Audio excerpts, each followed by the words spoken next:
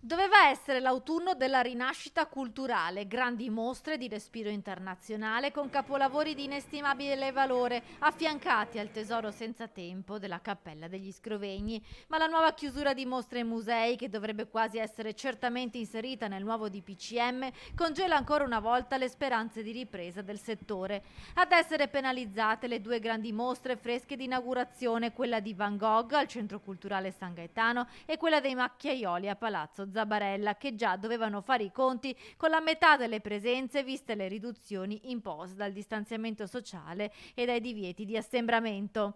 Quello che mi preoccupa è non solo il danno economico per loro, ma è la ricaduta drammaticamente negativa per la città, perché è evidente che hai meno presenze turistiche e sarebbero state veramente tante. Vuol dire meno soldi nei bar, vuol dire meno soldi nei ristoranti, meno risorse anche nel sistema alberghiero della città, che molti sarebbero venuti a Padova a fare un weekend abbinando Cappella degli Scrovegni e grande mostra.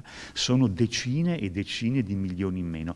Questo è un dato negativo, però credo che ci aiuti tutti a capire quanto è importante in una città come Padova e in tutte le città d'arte italiane l'apporto del nostro patrimonio culturale. A cascata dunque la città risente di questo provvedimento perché vengono a mancare le presenze turistiche. Stessa cosa anche per la Cappella degli Scrovegni e i musei padovani. La ripresa che si era avuta in estate aveva ridotto la perdita di guadagni rispetto al 2019 al 50%, ma questa nuova chiusura forzata farà rialzare il divario. Si temono perdite nell'ordine di quasi 80 milioni di euro.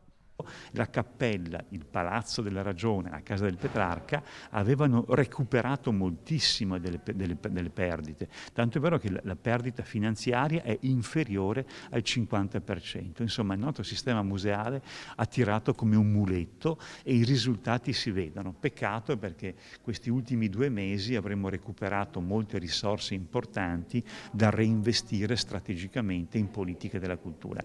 Stiamo lavorando perché non dobbiamo essere sfiduciati, non c'è l'alternativa, credo la situazione è drammatica negli ospedali e conseguentemente questo stop sarà seguito da una ripartenza e noi stiamo lavorando già su fine anno.